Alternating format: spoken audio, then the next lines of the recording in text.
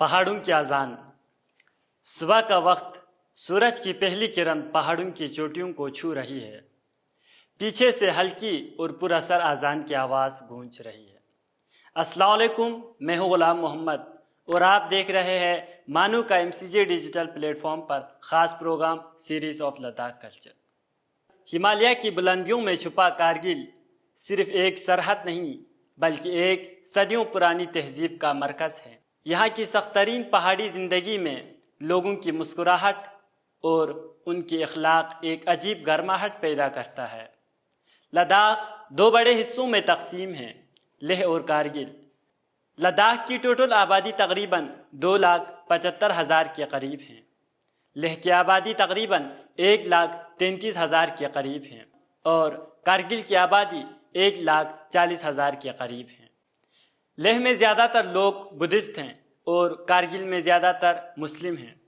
کارگل کی اکثریت شیعہ مسلمان پر مشتمل ہیں۔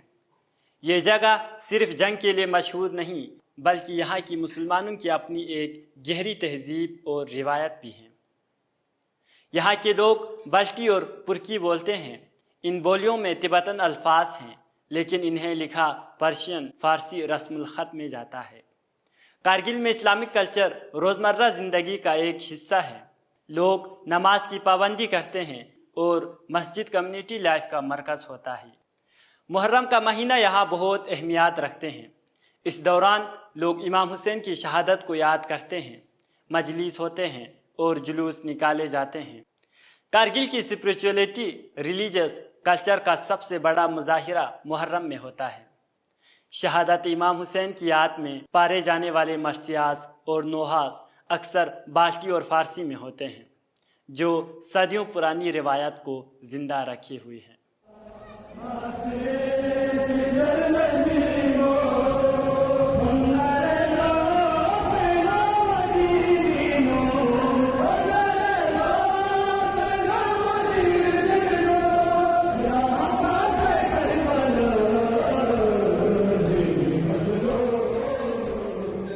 ثقافت وابستگی کے ساتھ ساتھ سیاسی اور سماجی شعور بھی کارگل کے عوام میں دیکھا جاتا ہے۔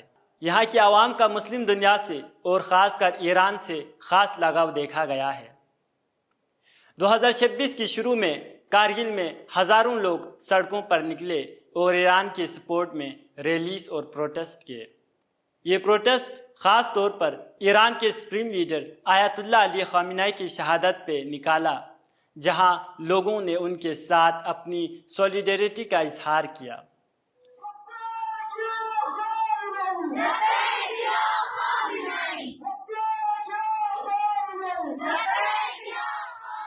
ریسنٹ رپورٹس کے مطابق کارگل اور کشمیر کے لوگوں نے ایران کے لیے کیش، گولڈ، سلیور، جیولری اور گھر کے سامان تک ڈونیٹ کیا۔ بچوں نے اپنی سائیکل اور سیونگ منی کو ڈونیٹ کیا۔ سب سے زیادہ وائرل ہونے والی ایک انٹرسٹنگ اور ایموشنل سٹوری یہ ہے کہ کارگل کے ایک گاؤں میں ایک عام سی مرغی کو آکشن کیا گیا۔ اس ایک مرغی کو آکشن میں لگ بھگ 1,25,000 میں بیچا گیا اور اس کا پورا پیسہ ایران کے ریلیف فنڈ میں ڈونیٹ کیا گیا۔ اس کے ساتھ ایک اور چھوٹی لیکن بہت پاورفل سٹوری بھی سامنے آئی۔ ایک سمپل سا انڈا جس کی نارملی قیمت کچھ روپیہ ہوتے ہیں، اسے بھی لوگوں نے آکشن میں 6,000 سے زیادہ پرائز پر خریدا۔ یہ صرف ایک انڈا نہیں تھا بلکہ ایک میسیج تھا کہ مدد چھوٹی یا بڑی نہیں ہوتی، نیت بڑی ہوتی ہے۔ لوگوں نے اس انڈے اور مرغی کو اسی لیے مہنگا خریدا تاکہ زیادہ سے زیادہ پیسہ چیریٹی میں جا سکے۔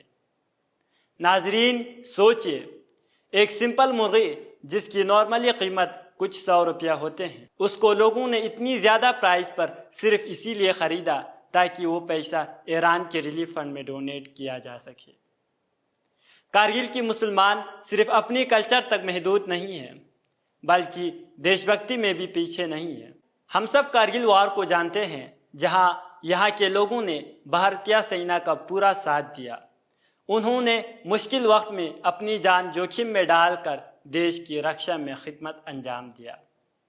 کارگل صرف جنگ کی داستان نہیں بلکہ امن، صبر اور ایک مخصوص اسلامک کلچر کی داستان ہے۔ یہ وہ جگہ ہے جہاں راستہ ختم ہوتے ہیں پر دوستی شروع ہوتے ہیں۔ میں تھا غلام محمد اور آپ دیکھ رہے تھے مانو کے MCJ ڈیجیٹل پلیٹ فارم پر خاص programme series of Ladakh culture.